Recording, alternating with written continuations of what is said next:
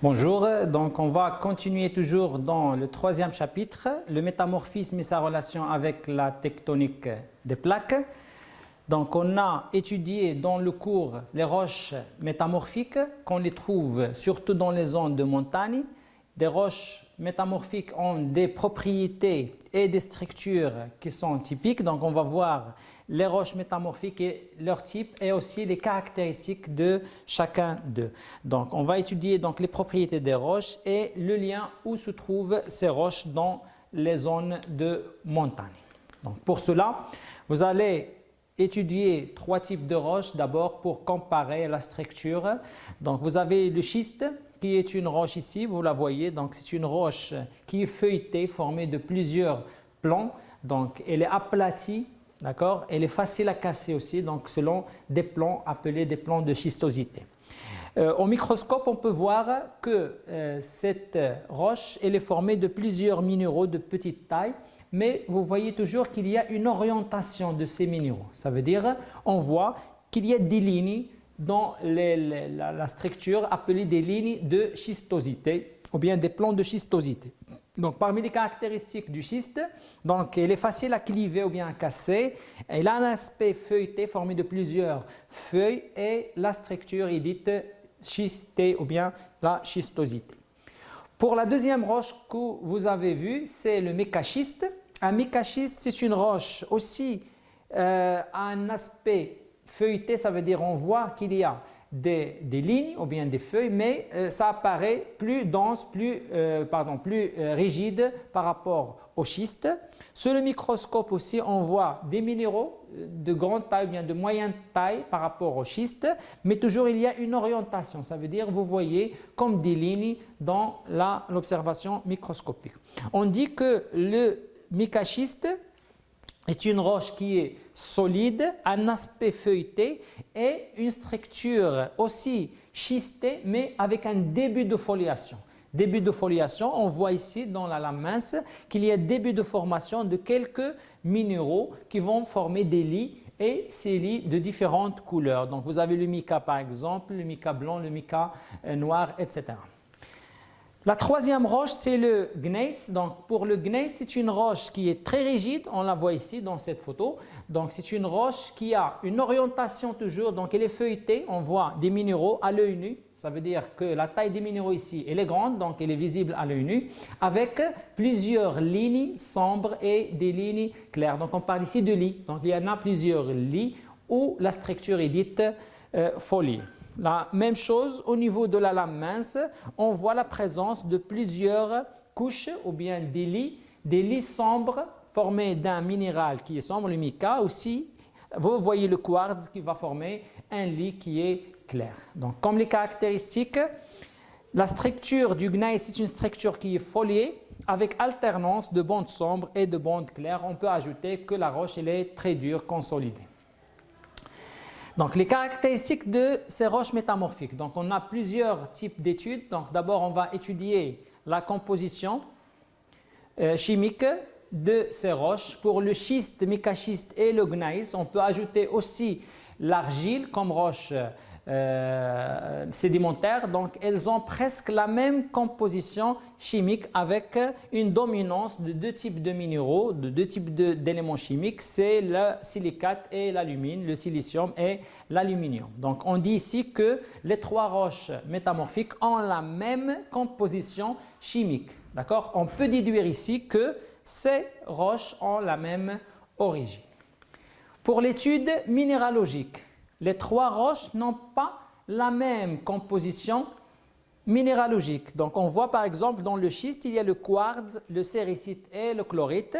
Et pour le mécaschiste, il y a toujours le quartz, mais il y en a d'autres types de minéraux comme le muscovite ou bien le mica blanc et la biotite, le mica noir, etc. Le gneiss, la même chose, on va trouver d'autres minéraux. Donc, on peut dire ici que la composition minéralogique de ces trois roches est différente. Ça indique quoi comme conclusion? On peut dire que les conditions de formation de ces trois roches sont différentes. D'accord? Passons maintenant aux facteurs du métamorphisme. Donc, pour déterminer les facteurs qui influencent la formation des roches métamorphiques, vous avez une petite expérience. On va prendre une roche avec des petits cristaux, par exemple les cristaux de mica, et on va exercer une force. C'est comme l'exertion d'une pression tectonique sur les roches. On voit tout simplement que les minéraux qui se trouvent dans la roche sont orientés après l'exertion de la pression. Ça veut dire, au départ, les minéraux sont aléatoires, mais après l'exertion et la supposition en pression, il y a orientation et formation tout simplement de la structure schistée. D'accord? Donc, on peut conclure que la pression entraîne tout simplement le changement de la structure, la schistosité. La deuxième expérience, c'est une expérience réalisée par un géologue qui est Winkler. Donc Winkler elle a fait subir des roches à des températures élevées, mais avec la même pression. Ça veut dire sans changer la pression. Qu'est-ce qu'elle a remarqué? Donc elle a remarqué qu'à 570 degrés Celsius, il y a apparition de nouveaux minéraux. Ça veut dire quand on augmente la température, il y a apparition de nouveaux minéraux et il y a disparition d'autres minéraux. La même chose à 700 degrés Celsius, il y a apparition de minéraux, mais il y a aussi une fusion partielle de la roche. Donc, c'est quoi ici le rôle de la température à partir de cette expérience? Donc, la température entraîne un changement tout simplement de la composition minéralogique des roches. Donc, ces deux facteurs, ça veut dire la température et la pression, donc, jouent un rôle dans la détermination des roches métamorphiques. Donc, vous avez ici une expérience de variation de la pression et la température d'un mélange de silicate d'alumine, par exemple une roche argileuse. Et on peut déterminer à partir de cette expérience plusieurs zones. Cette zone, par exemple, en orange de l'andalusite, c'est la zone où l'andalusite existe. Ça veut dire on peut déterminer un domaine où l'andalusite, qui est un minéral, est stable. On parle de domaine de stabilité. Par exemple, pour le domaine de stabilité des minéraux, on peut par exemple déterminer l'andalusite. Donc vous avez une température minimale et une température maximale. On fait la projection tout simplement de ce domaine dans l'axe de la température. La même chose, on peut déterminer la pression. On fait la projection de tout le domaine sur l'axe de la pression et on détermine une pression minimale et une pression maximale. Donc ainsi, on peut avoir un intervalle de température et un intervalle de la pression pour chaque minéral. Donc on dit que c'est un minéral indicateur. Indicateur ou bien index, ça veut dire qu'il indique les conditions de la formation qui sont la température et la pression. D'accord? Donc, en général, ces minéraux index vont nous aider pour classifier, bien sûr, les roches métamorphiques et pour déterminer les conditions de formation de chaque roche. Et comme définition du métamorphisme, c'est un phénomène géologique qui correspond à des transformations dans la composition minéralogique des minéraux et dans la structure, le changement de la structure d'une roche préexistante, mais toujours à l'état solide. Vous soulignez solide, ça veut dire que la roche ne doit pas subir une fusion, sous l'effet de deux facteurs qui sont la pression et la température. D'accord. Une roche contient bien sûr plusieurs minéraux index, donc on peut déterminer maintenant, donc on va déterminer ces conditions du métamorphisme dans la nature, ça veut dire la température et la pression. Donc dans le globe terrestre, en fonction de la profondeur, donc si on augmente la profondeur, il y a toujours augmentation de la température et de la pression. Donc pour la température, on parle d'un gradient géothermique. Donc le gradient géothermique a une moyenne de 25 à 30 degrés Celsius par kilomètre. Donc quand on augmente la profondeur, bien sûr, il y a augmentation de la température. Pour la pression, donc la pression augmente en passant bien sûr de la surface vers la profondeur, on parle de la pression lithosphérique, bien sûr, exercée par les roches qui se trouvent au-dessus de ces roches. D'accord, il y a une deuxième pression, donc on parle d'une pression tectonique due à un rapprochement, par exemple, entre les plaques lithosphériques. Dans les cas de subduction, abduction et collision, il y a deux types de pression exercée sur les roches. Il y a une pression lithosphérique des roches qui se trouvent en dessus et il y a une deuxième pression tectonique due à force compressive. Bien sûr, le gradient géothermique change selon les régions. On va revoir ça dans les zones de subduction et la zone de collision. Maintenant, la notion du faciès métamorphique. Donc, une roche est constituée, on a dit, de plusieurs minéraux. Donc, on peut trouver plusieurs minéraux index. Donc, c'est pour cela on peut déterminer des domaines qui englobent plusieurs minéraux indicateurs. Donc, ici, vous avez un diagramme qui représente ce qu'on appelle les faciès métamorphiques. Par exemple, le faciès ici de schiste bleu, c'est un ensemble de minéraux qui ont presque les mêmes conditions de la formation, le même domaine de stabilité. Par exemple, le schiste bleu, c'est le faciès qui contient le glaucophane, le grenat et l'épidote. La même chose pour le schiste vert, c'est un autre faciès qui contient d'autres minéraux indicateurs. D'accord? Donc, faciès métamorphique, c'est un ensemble, c'est un groupe de minéraux. Bien sûr, ici, on parle seulement des minéraux index qui caractérisent ou bien qui sont stables dans des conditions de température et de pression données. Une série métamorphique maintenant, donc ça ce sont des définitions à retenir, c'est l'ensemble des faciès métamorphiques qui dérivent d'une roche mère. Par exemple, quand on passe du schiste vert vers le schiste bleu, vers l'éclogite, on augmente la température et la pression, on va tout simplement avoir une série métamorphique, par exemple schiste vert, schiste bleu, éclogite. C'est une série caractéristique des zones de subduction, on va la voir après.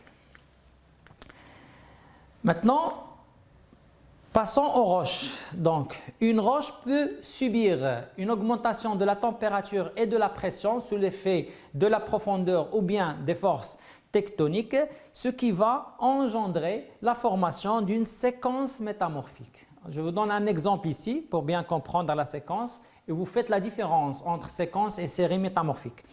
Donc, si j'augmente par exemple l'intensité du métamorphisme pour l'argile. Donc, l'argile par exemple contient des minéraux, par exemple de l'aluminium, des silicates, du calcium, etc. Donc, si j'augmente la température, cette argile va se transformer en schiste, qui est une roche métamorphique avec disparition de quelques minéraux et apparition d'autres minéraux comme la séricite et la chlorite. La même chose, si j'augmente les conditions du métamorphisme, le schiste va se transformer en mécaschiste avec disparition et apparition de nouveaux minéraux. Donc, quand on passe de l'argile, qui est une roche sédimentaire, vers les roches métamorphiques, on parle d'une séquence métamorphique. Un exemple, donc l'argile va donner le schiste et le schiste donne le mécaschiste et enfin le gneiss comme séquence métamorphique. D'accord? Maintenant, les domaines du métamorphisme, à partir des deux conditions, ça veut dire la température et la pression, on peut déterminer trois types de métamorphisme.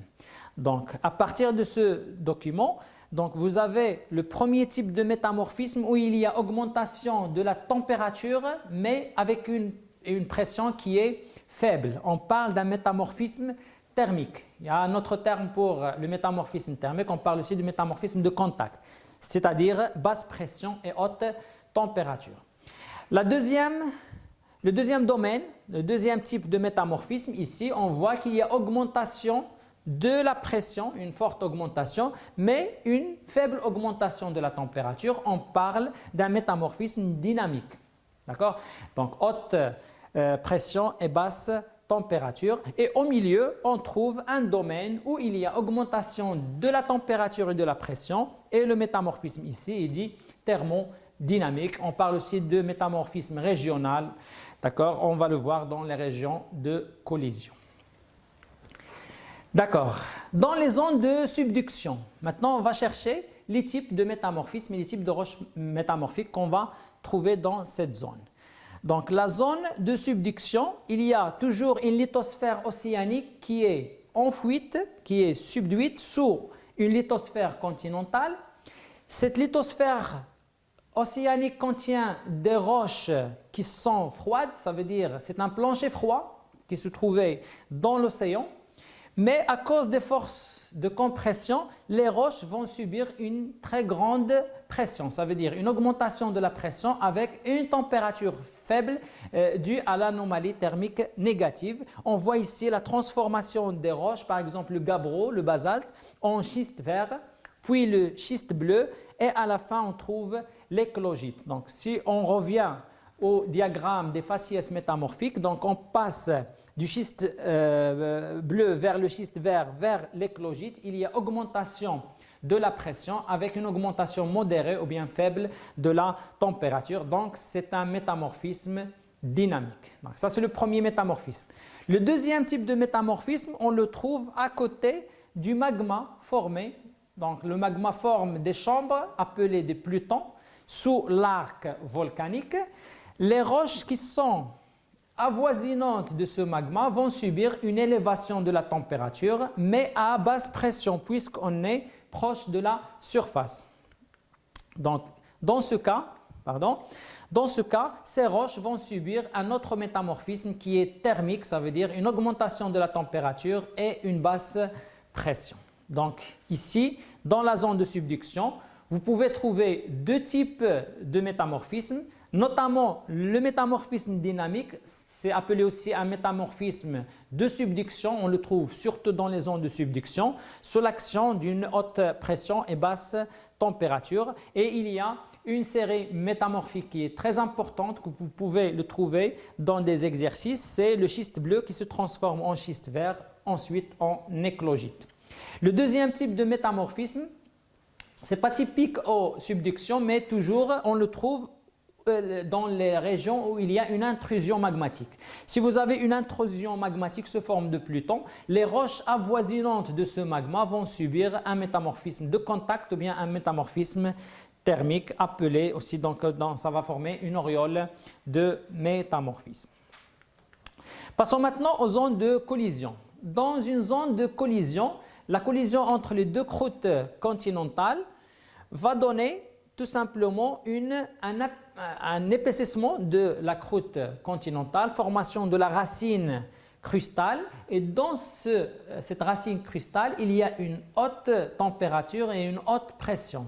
D'accord? Donc la profondeur elle est élevée. Ça veut dire on va avoir une transformation de roche, par exemple l'argile en schiste. Donc si j'augmente la profondeur, on va trouver le mécaschiste et enfin on va trouver le gneiss. Le gneiss, ça se trouve toujours dans les limites extrêmes du métamorphisme. Donc pour cette série schiste, mécaschiste et gneiss, donc c'est une transformation. Ici vous voyez donc la roche R1 qui est par exemple une roche sédimentaire qui va se transformer en schiste vert, en amphibolite et enfin en gneiss. Donc c'est une séquence ou bien c'est une séquence métamorphique dans le domaine du métamorphisme thermodynamique ou bien régional.